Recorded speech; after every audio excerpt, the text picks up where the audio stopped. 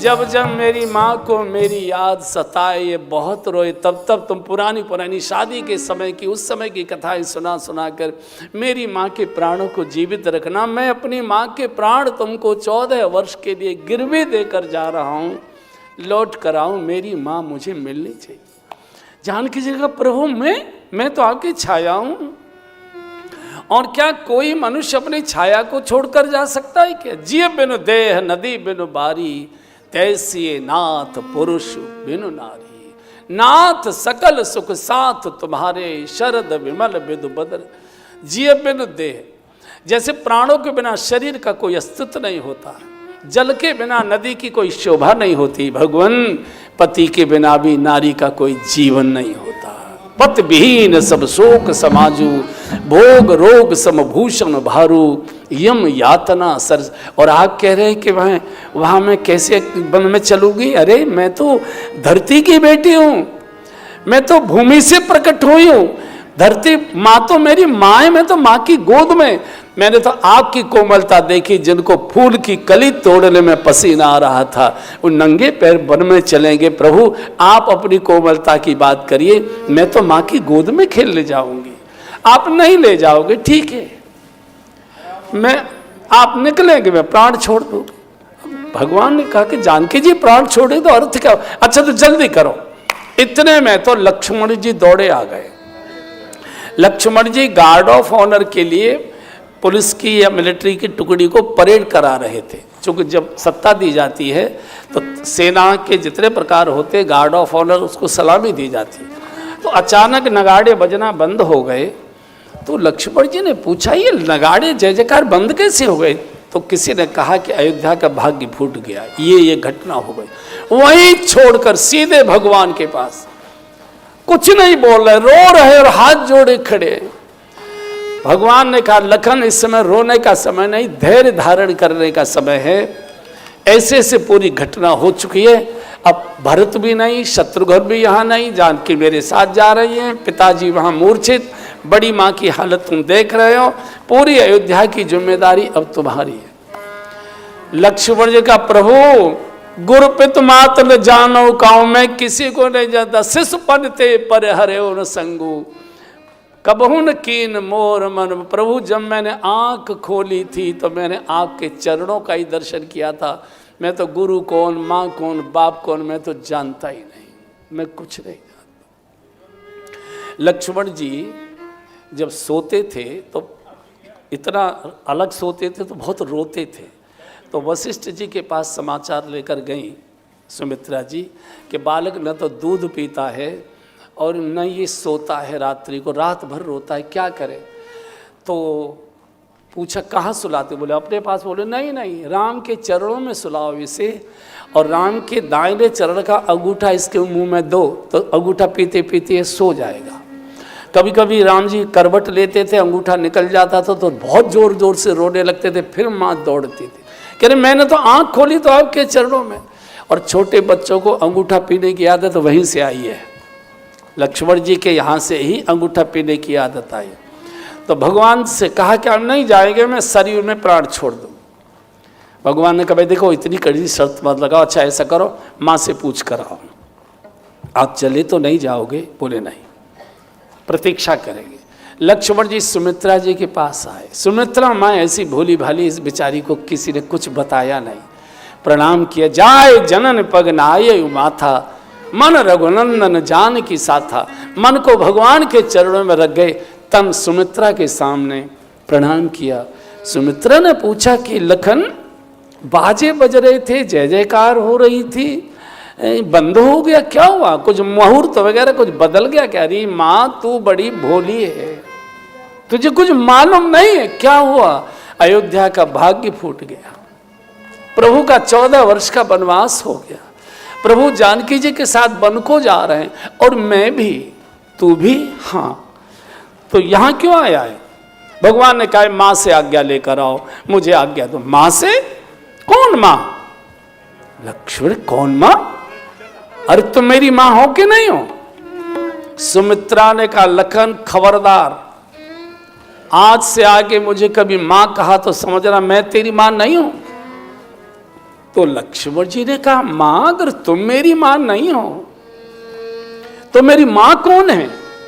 सुमित्रा कहते, बेटा मैं तो धरोहर की मां थी, मैं तो केवल 9 मास के लिए गर्भ धारण करने के लिए तेरी मां बनी थी।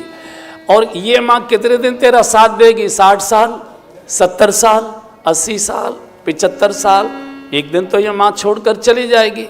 इस मां में नहीं उलझना।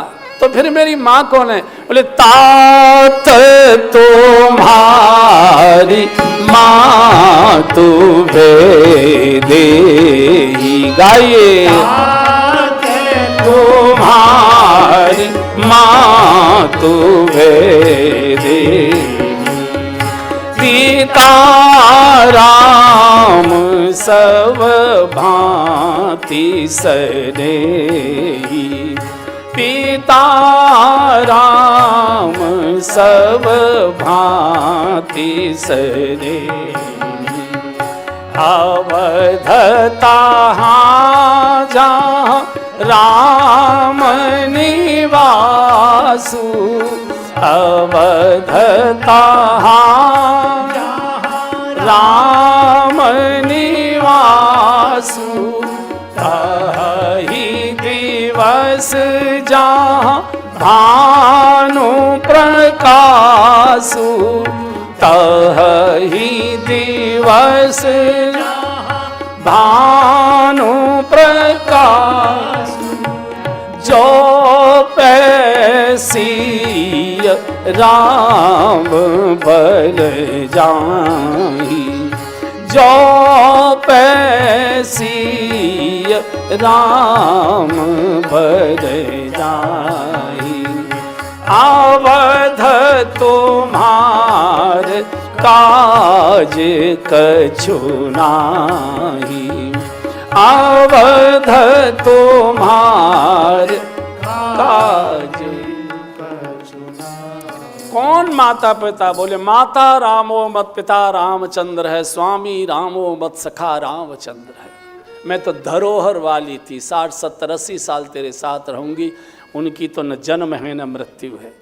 ये अयोध्या नहीं है, जहाँ राम होंगे वही अयोध्या। अवध कहाँ? बोले, जहाँ राम निवास। और सो लखन जो पे राम सिए बन जाई, अवध तुम्हार काज कछु नाहीं। मैंने इसी समय के लिए तुझे गर्भ में धारण किया था, इसी समय के लिए मैंने तुझे अपना दूध पिलाकर बड़ा किया था। अयोध्या में तुम्हारा कोई काम नहीं। ये माँ है सुमित्रा। जाओ राष्ट्र की रक्षा के लिए, जाओ धर्म की सुरक्षा के लिए, जाओ दुष्टों का विनाश करके भगवान के साथ जाओ। यहाँ तेरा कोई काम नहीं है। अब हम जरा विचार करें, हमारा लड़का ज्वारी हो जाए चलेगा, शराबी हो जाए चलेगा, अपराधी हो जाए चलेगा, और कोई दुराचारी दुर्गुणी हो जाए चलेगा, लेकिन लड़का साधु सन्यासी हो जाए तो लड़का अगर साधु सन्यासी हो जाए तो सारे रिश्तेदार इकट्ठे कर लोगे। यह समझाओ, हम क्यों कह रहे हैं? रोज हमारी ठुकाई करो, रहो घर में। बोतल हमारी खोपड़ी पर फोड़ो, रहो घर में। और राम राज्य आना चाहिए, देश आगे बढ़ना चाहिए। कैसे होगा ये? दूसरे साधुओं के नाक रगड़ रहे हो, अपने घर का बालक साधु होता है तो उसका विरोध करते हो। ये सुमित्रा है, ये देश धर्म जो बचा है ये माताओं के बलिदान से बचा है। जिस हिंदू धर्म में हम श्वास ले रहे हैं, इसी दिल्ली में यही गुरु गोविंद सिंह जी के पिताजी गुरु तेग बहादुर जी धर्म की रक्षा के लिए इसी चांदनी चौक में गरम तवे पर बिठाया गया और गरम गरम बालू उनके ऊपर से बरसाई गई। ऐसे तड़प तड़प के प्राण निकले उनके। बंदा बैरागी बोटी बोटी काट दी गई। गुरु गोविंद सिंह के 12-13 साल के 2 बालक जोरावर सिंह, फतेह सिंह। आप जाते हैं जलंधर की ओर को जब जाते हैं तो अंबाला से निकलते सरहिंद नाम का एक छोटा सा कस्बा है। तो सरहिंद में आजकल वो गुरुद्वारा बन गया। वो सरहिंद के नवाब का किला था, उसमें अंदर जाइए, प्रवेश करिए, ककैया ईंट की वही 500 साल पुरानी दीवारें खड़ी हैं जिनमें गुरु गोविंद सिंह के दोनों छोटे 13-14 साल के बालकों को जिंदा दीवारों में चिनवाया गया था। आप कल्पना करिए, गर्दन काटी जाती तो आराम से प्राण निकल जाते। कितने घुट घुट के बच्चों के प्राण निकले होंगे, कितने तड़पे होंगे, आप कल्पना करोगे। और दादी को सामने बिठाया गया था। माँ से ज़्यादा बच्चे पोते दादी को प्यारे होते, लेकिन जिसके गर्भ से गुरु गोविंद सिंह जी जैसा शेर सिंह ने जन्म लिया, दादी देख के बेटा सिंह की संतान हो, कोई घबराने की जरूरत नहीं, हिंदू कभी मरता नहीं, बार बार जन्म लेता है, बार बार जन्म लेता है। ये देश तब बचा है। हकीकत राज शादी के बाद आया है, अभी तो कंगन भी नहीं खुला है और कत्ल कर दिया गया।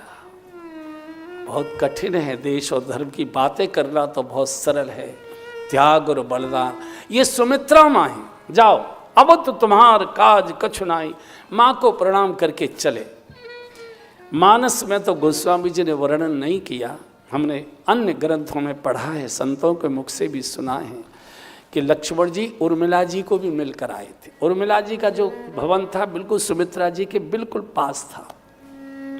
जब मिलकर चले सुमित्रा जी को, तो लक्ष्मण जी के मन में आया, अगर उर्मिला से बिना मिले चला गया तो 14 वर्ष के बाद लौट के आऊँगा, उर्मिला जीवित नहीं मिलेगी, रो रो कर प्राण छोड़ चुकी होगी। और अगर मिलकर जाता हूँ तो इतना रोएगी, साथ जाने की जिद करेगी, आग्रह करेगी कि जब जानकी जी अपने पति के साथ जा सकती है तो मैं क्यों नहीं जा सकती। साथ लेकर जाया नहीं जा सकता और बिना मिले चला गया तो मैं लौट कर जीवित पा नहीं सकता। लक्ष्मण जी शास्त्र में धर्म के प्रतीक है। आज धर्म संकट में आ गया, डरते डरते आ रहे कैसे करूं। और इधर उर्मिला जी को ये जानकारी हो चुकी है अपनी सेविका के द्वारा कि राज तिलक महोत्सव अब बदल गया है, भगवान का 14 वर्ष का वनवास हो चुका है, भगवान जानकी जी के साथ और आर्यपुत्र लक्ष्मण जी भी उनके साथ जा रहे हैं, ऐसा मैं सुन के आए हूँ। ओहो, जनक राज की लाडली बिटिया उर्मिला क्या देवी है। इतनी गदगद हो गई है बात सुनकर कि मेरे सुहाग को इतना बड़ा सौभाग्य मिला कि प्रभु के चरणों की सेवा मिलेगी उनको। पिताजी को पत्र भेजूंगे, पिताजी हमारा जीवन धन्य धन्य हो गया, मेरे पति को, मेरे सुहाग को प्रभु की सेवा मिली, उनका सानिध्य मिला। और आज वही लाल रंग की साड़ी जो शादी के समय, फेरों के समय पहनी हुई थी, वही श्रृंगार किया, आरती का थाल सजाए हुए है, पूरा श्रृंगार करके प्रतीक्षा कर रहे, आएंगे जरूर, बिना मिले तो नहीं जाएंगे। आरती उतारूंगी, तिलक लगाऊंगी, प्रणाम करूंगी, शुभकामनाएं दूंगी, पिताजी को पत्र भेजूंगी। लक्ष्मण जी घबरा रहे हैं कि उर्मिला रोएगी तो क्या होगा, कैसे मैं जा पाऊंगा। उर्मिला जी गदगद हो रही है कि मेरे सुहाग को सौभाग्य मिला है प्रभु के चरणों की सेवा। आते ही जैसे द्वार खटकाया, आज सेविका ने द्वार नहीं खोला, उर्मिला जी ने द्वार खोला। और जैसे उर्मिला जी को सजी जदी देखा तो लक्ष्मण जी ने सोचा कि राज तिलक की तैयारी के लिए सारे वेश धारण किए, तो नीचे को निगाह कर ली। क्यों? क्योंकि लक्ष्मण जी की आंखों में आंसू थे। पूछ सकती है आप रो क्यों रहे हैं, तो राज तिलक महोत्सव का समय और बताऊंगा सारी घटना, तो रोएगी। जब जानकी जी अपने पति के साथ जा सकती तो मैं क्यों नहीं जा सकती। तो उर्मिला जी समझ गई कि मेरे पतिदेव संकोच में आ गए, और जो पति को संकोच से निकाले उसी को पत्नी कहा गया है। पत्नी का अर्थ ये जो पति का पतन न होने दे, पति को गिरने न दे, उसी को पत्नी कहते। उर्मिला समझ गए। उर्मिला जी ने लक्ष्मण जी के दोनों कंधे पकड़े, आर्यपुत्र सामने देखो। वीरों की परीक्षा संकट के समय हुआ करती है।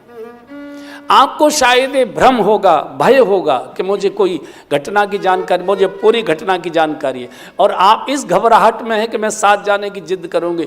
ध्यान से सुन लीजिए, जिद करना तो बहुत बड़ी बात है। मैं मन में इच्छा भी नहीं लाऊंगी कि आप मुझे अपने साथ लेकर चलें। मैं योगी राज जनक की बेटी हूं, मैं किसी भोगी की गोद में नहीं खेली, योगी राज जनक की गोद में खेली हूं। इतना जब उर्मिला जी ने बोला, लक्ष्मण जी एकदम छाती से उर्मिला जी को लगा दिया। उर्मिले, तुमने मुझे गिरने से बचा लिया। और पत्नी कहते इसको है जो हर परिस्थिति में पति को साध के रखे, चाहे वाणी से साध के रखे, चाहे आंसुओं से साध के रखे, पति को जो साध के रखे, अंदर गई है, आरती का थाल सजा रखा था, आरती उतारी है, तिलक लगाया है, थाल रखकर जब शीश रखकर चरणों में लक्ष्मण जी के प्रणाम किया है, तो हाथ जोड़कर घुटने टेक कर एक ही बात उर्मिला जी ने कही, पतिदेव आप भगवान की सेवा में जा रहे हैं, ये मेरे सुहाग का सौभाग्य है, लेकिन मेरी भी एक आपसे प्रार्थना है। क्या है देवी? बोले आप जा रहे हैं, जब तक आप वन में रहेंगे मैं अपने सुहाग को नहीं उतारूंगी, ये जो आरती का थाल है इस दीपक को नहीं बुझने दूंगी, और महल के द्वार बंद नहीं करूंगी, मेरे दीपक को धोखा नहीं देना, वापस लौट कर आ जा। और 14 वर्ष तक उर्मिला जी ने अपना श्रृंगार नहीं उतारा, 14 वर्ष तक उर्मिला जी सोई नहीं, 14 वर्ष तक उर्मिला जी ने अन्न का सेवन नहीं किया, 14 वर्ष तक उर्मिला जी ने द्वार दरवाजे बंद नहीं किए, और 14 वर्ष तक उर्मिला जी ने दीपक नहीं बुझने दिया। शास्त्र कहता है कि मेघनाथ लक्ष्मण जी के बाण से मारा गया। केवल इतना ही सत्य नहीं है, सत्य यह है कि मेघनाथ उर्मिला जी की तपस्या के तेज से मारा गया था। इतना तप इस महिला ने किया था। यहां से चले, पूरी अयोध्या ने घेर लिया, हम नहीं जाने देंगे, सब केकई को गाली देने लगे। काठानी मन में राम सिया भेजे तेरी बन में, राम सिया भेजे तेरी बन में, ओके कई तेरे काठानी मन में, राम सिया भेजे तेरी बन में, राम सिया भेजे तेरी बन में, ओके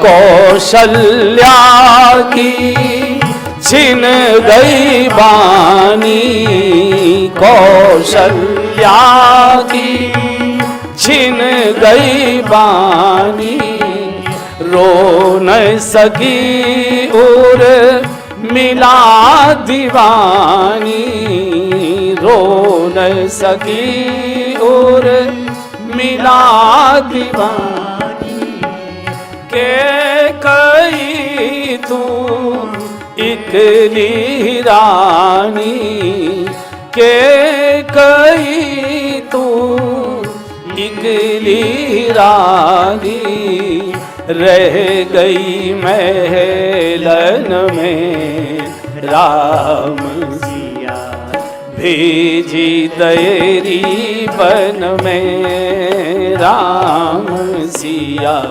भेजी तेरी बन में, ओके कई तेरे काठानी मन में, राम सिया भेजी तेरी बन में, राम सिया भेजी तेरी बन। पूरी अयोध्या ने सब छोड़ दिया, कोई किसी के साथ नहीं, सब चल दिया, हम नहीं रहेंगे, राम के बिना की अयोध्या में हम नहीं रहेंगे। वशिष्ठ आश्रम पहुंचे, इधर दशरथ जी की थोड़ी मूर्छा दूर हुई, सुमंत्र पास बैठे रो रहे थे। दशरथ जी ने सुमंत्र से पूछा कि क्या तीनों चले गए? बोले हाँ तीनों चले गए। अरे भैया जल्दी रथ लेकर जाओ, राम लक्ष्मण को तो पैदल चलने का अभ्यास है, विश्वामित्र जी के साथ जनकपुर तक की यात्रा इन्होंने पैदल की है, लेकिन मेरी बिटिया जानकी उसको धरती पर चलने का कोई अभ्यास नहीं है। पलंग पीठ तज गोद हिंडोरा, सियन दीन पग अवन कठोरा। या तो पलंग पर, या पिताजी की पीठ पर, या तो माँ की गोद में, या तो हिंडाले पर। इतनी कोमल मेरी बिटिया है, अगर वे दोनों वापस न आए, जो नहीं फिर धीर दो भाई, जो नहीं फिर धीर दो भाई, हाँ सत्य संध दृढ़ वत रघुराई, सत्य संध दृढ़ वत रघुराई। हाँ तो तुम विनय करऊं कर जोरी, तो तुम विनय करऊं कर जोरी। हाँ फेरिए प्रभु मिथिलेश किशोरी, फेरिए प्रभु मिथिलेश किशोरी। पितु गृह कबहू कबहू ससुरारी, पितु गृह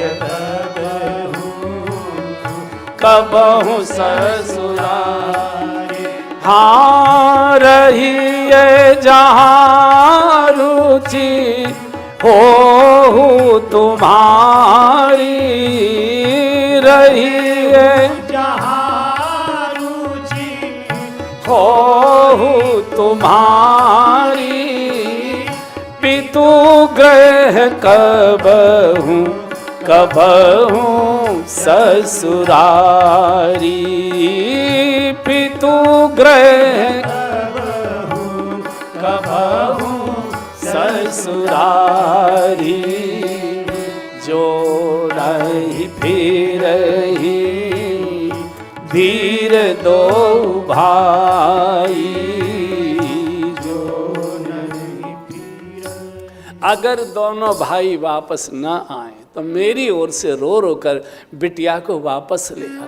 फिर ये प्रभु मिथिलेश को किशोरी, मेरी ओर से प्रार्थना करना प्रभु जानकी जी को वापस कर दो। इनको देखकर महाराज जीवित बने रहेंगे।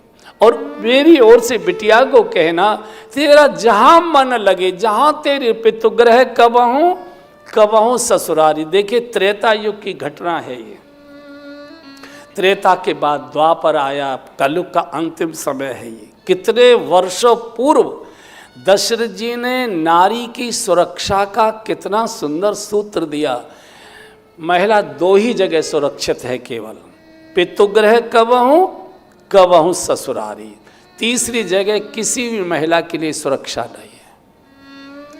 इसके आगे कोई बोलने की आवश्यकता भी नहीं है। या तो पिता के यहाँ सुरक्षित है या तो पति के यहाँ सुरक्षित है, बाकी सब रिश्तेदारियों में असुरक्षित है। ये दशरथ बोल रहे हैं, मैं नहीं बोल रहा हूँ। पितुग्रह कबहूँ कबहूँ ससुरारी, रहेउ जहाँ रुचि हो तुम्हारी। तो गंगा के किनारे पहुँच गए। यहाँ कल कल छल छल बहती गंगा की पावन धारा। छोटा सा एक झोंपड़ियों का माजरा नगला है। छोटे मल्लाह जाति के लोग रहते हैं। यहाँ का चौधरी गोह था, इसकी ननिहाल अयोध्या में थी। गोह को पता लगा प्रभु श्री राम आए हैं। अरे दौड़ कर आया है, बड़ा स्वागत सत्कार, बड़ा बार बार प्रभु बड़ी कृपा की। प्रभु यहाँ नहीं, मेरे नगर में पधारिए प्रभु, मेरे नगर में श्री चरण लेकर चलिए, वहाँ पधारिए। तो गोह ने जब ये कहा कि मेरे नगर में पधारिए, तो सुमंत लक्ष्मण जी थोड़ा सा मतलब मुस्कराने लगे। देखो दिमाग खराब हो गया। गांव का मल्लाह झोंपड़ियों में रहने वाला कह रहा मेरे नगर में पधारिए। तो जब अच्छा व्यंग की हंसी अलग प्रकार की होती है, तो गोह ने देख लिया कि व्यंग में हंस रहे हैं लक्ष्मण। तो कहा कि लक्ष्मण जी लगता है आप मेरी बात पर हंस रहे। बोले यार हंसना स्वाभाविक है, तेरा गांव भी नहीं है, ये तो माजरा है, जरा सा नगला है, और तू कह रहा मेरे नगर में पधारिए। नगर तो अयोध्या है, नगर तो जनकपुर है, नगर तो काशी है, नगर तो प्रयाग है, नगर तो दिल्ली है, ये कहाँ तो नगर। गोह ने कहा लक्ष्मण जी नाराज भी मत होइए, बुरा भी मत मानिए। अब मेरा नगला नगला नहीं रहा, मेरा नगला महानगर हो गया। और अयोध्या नगर नहीं है, अयोध्या नगले से भी गया बीता हो गया। तो पूछा कि तेरे नगले को किसने महानगर की मान्यता दे दी? बोले सुमित्रा माँ ने, याद करो सुमित्रा माँ ने आपको चलते समय क्या कहा था, अवध तहाँ जहाँ राम निवासु, अवध तहाँ जहाँ राम निवासु, तहाँ ही दिवस जहाँ भानु प्रकाशु, तहाँ ही दिवस जहाँ भानु प्रकाशु, हाजी तहाँ ही दिवस जहाँ भानु प्रकाशु, तहाँ ही दिवस जहाँ भानु प्रकाशु। अयोध्या वो नहीं है, अयोध्या वो है जहाँ राम है। अवध कहाँ, जहाँ राम निवासु। आपकी अयोध्या तो शमशान हो चुकी है, ये गांव नहीं है, नगला नहीं, अवध हो गई। और अब यहाँ से भगवान नाव के द्वारा गंगा पार करना चाहते हैं। नाव वाला इसको केवट, इसको कहते हैं, नाम तो इसका कोई झगड़ुआ वगड़ुआ रहा होगा, तो ये बैठे हैं। सुमंत्र जुगबर बस राम सुमंत्र पठाए, बर बस राम सुमंत्र पठाए, बर बस राम सुमंत्र पठाए, बर सब गाइए, सुमंत्र पठाए, सुर सर तीर आप तब आए, सुर सर तीर आप तब आए, मांगी नावन केवट आना, मांगी नावन केवट आना, कही तुम्हार मरम में जाना, कही तुम्हार केवट से नाव मांग रहे, भैया अपनी नाव में बिठाओ, हमको गंगा पार करा दो। 2.5 कदम से सारे ब्रह्मांड को नापने वाला गंगा पार नहीं कर पा रहा है। क्यों? गंगा जी बेटी हैं, भगवान के चरणों से प्रकटी है, और बाप कभी बेटी की मर्यादा नहीं लांघता है। बाप हमेशा बेटी की मर्यादा की रक्षा करता है। इसलिए भगवान ने नाव मांगी है, मांगी नाव। अनंत कोट ब्रह्मांड का नायक आज एक मल्लाह से मांग कर रहा है, हमको इस किनारे से उस किनारे, जिनका नाम भवसागर पार कराता है, वो गंगा पार करने के लिए निहोरे करें, सोए कृपाल केवट ही निहोरा। और ये बैठा हुआ है नाव में चौधरी की तरह। लक्ष्मण जी लाल लाल हो रहे, गुस्से के मारे बैठा बातें बना रहा है। भगवान खड़े, सारे देवता जिनके सामने खड़े रहते हैं शीश झुकाकर, ये बैठा हुआ है और वहीं से मना कर दिया, मैं अपनी नाव नहीं दूंगा। क्यों? बोले मेरी शर्त है। क्या शर्त है? तो पूछा कि महाराज शर्त है, उसे पूरी करो। वो क्या सबसे शर्त कराता है? बोले नहीं, तुमसे कराऊंगा। क्यों? हमने क्या बिगाड़ा है? बोले याद करो, जब तुम्हारे द्वार पर कोई आता है पार होने के लिए तो कितनी शर्तों का सूची लगा देते हो। पार होने आए हो भवसागर, माता पिता की सेवा करते थे कि नहीं? पूजा पाठ करते थे कि नहीं? दान पुण्य करते थे कि नहीं? गौ सेवा करते थे कि नहीं? परिक्रमा करते थे कि नहीं? आरती उतारते थे कि नहीं? महाराज आज पता लगेगा शर्तें कैसे पूरी की जाती हैं। और मैंने ऐसा सुना है कि आपके चरणों की रज में ऐसी कोई विशेष बात है कि पत्थर को स्पर्श करती है ऋषि पत्नी हो जाती है। मेरी तो नाव लकड़ी की है और वो भी गंगा जल में डूबी हुई गीली है। पाहन तेन काठ कठिनाई।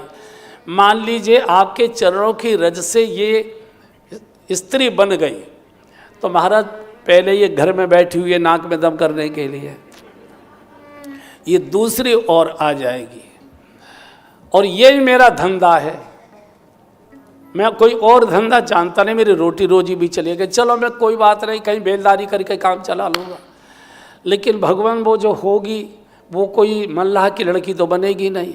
मान लो मल्लाह की लड़की हो तो मैं कह दूंगा एक घर का काम देखो, एक गाय भैंस का जंगल का लकड़ी काटने का काम देखो, बंटवारा हो जाएगा। वो तो ऋषि पत्नी बनेगी, अलग मकान मांगेगी, सूखा राशन मांगेगी, कभी छूछा दिया तो श्राप और दे देगी। महाराज दूर रखो झंझट, और बुरा न मानो तो एक बात कहूँ, बोले कहो, बोले बुरा तो नहीं मानोगे, बोले नहीं ऐसी बात मत बोलना जो बुरी लगे, बोले नहीं बात तो ऐसी है ही। अच्छा तो बता क्या कहना चाहता है।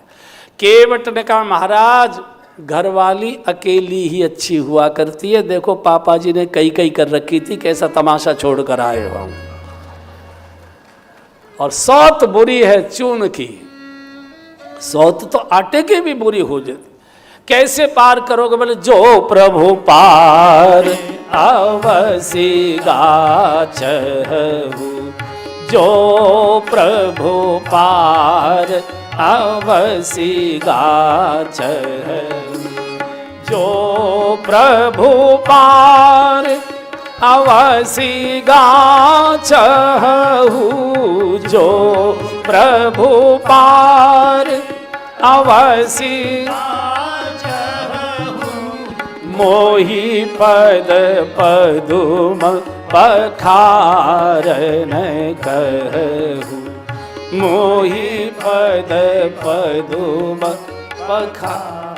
अगर आप मेरी नाव से पार करना चाहते हैं तो हाँ, मेरी कोई जबरदस्ती तो है ना, मैं तो ना कह रहा हूँ मेरी नाव से जाओ, मेरी नाव से जाना है तो मेरी शर्त पूरी करनी पड़ेगी, अन्यथा तो यही घाट ते थोड़ी दूर है, कटलो जल था दिखाई हो जो, किनारे किनारे चले जाओ। गंगा जी वहाँ थोड़ी चौड़ी है, कमर बराबर जल है, पैदल निकल जाओ, मैं तो ना ही कह रहा हूँ। लेकिन भगवान सुनो, मुझे मालूम है आपको तारना तो आता है, आपको तैरना नहीं आता कहीं। तो जानकी जी बोली प्रभु ये सही कहता, बोले हाँ जानकी जी अब तक तो तारते आए, तैरना भी सीखना मालूम, और बैठा है चौधरी की तरह। लक्ष्मण जी इतने क्रोध में लाल लाल हो रहे हैं, मूर्ख कहीं का, भगवान खड़े हैं और खुद बैठे बातें कर रहा है, लेकिन करें क्या जब भगवान ही खुशामत लगेंगे। और जैसे ही कहा कि अगर आपको मेरी बात पर भरोसा नहीं है तो मैं आपकी और आपके पिताजी की कसम खाकर कहता हूँ, उतराई में कुछ नहीं मांगूंगा, केवल चरण धुलवा लो। और जैसे कहे आपके पिताजी की कसम, लक्ष्मण जी ने तरकस में से बाढ़ खींच लिया, मार डालो एक शब्द आके। केवट ने कहा कि लक्ष्मण जी मैं जानता हूं आप साक्षात काल हैं, और सुनो पापी को मरने से डर लगता होगा, मैंने जीवन में कोई पाप नहीं किया है, मुझे मरने से कोई डर नहीं लगता है। मारो बरु तीर मारो लखन पे, जब लगन पाए पखारे हों, तब लगन तुलसीदास नाथ कृपाल पार उतारे हों। मारिए, मरने से तो मेरे बड़े लाभ होंगे। क्या लाभ होगा, बोले पहले तो आपके हाथ से मरूंगा, एक भगवान के दर्शन करते करते मरूंगा, दो गंगा जी के किनारे मरूंगा, तीन और महाराज बाहर के लोगों की मौत होती है तो उसकी अर्थी गंगा जी में आती है, मैं तो बिल्कुल गंगा जी की गोद में प्राण छोड़ूंगा महाराज। और सुनो अगला जन्म मेरा अयोध्या में होगा और राज परिवार में होगा, चूंकि आपके हाथ से मरूंगा वहीं जाऊंगा। इतना जब लक्ष्मण जी ने सुना, बाण भीतर कर लिया। जो काल को वापस कर दे उसी को भक्त कहते हैं।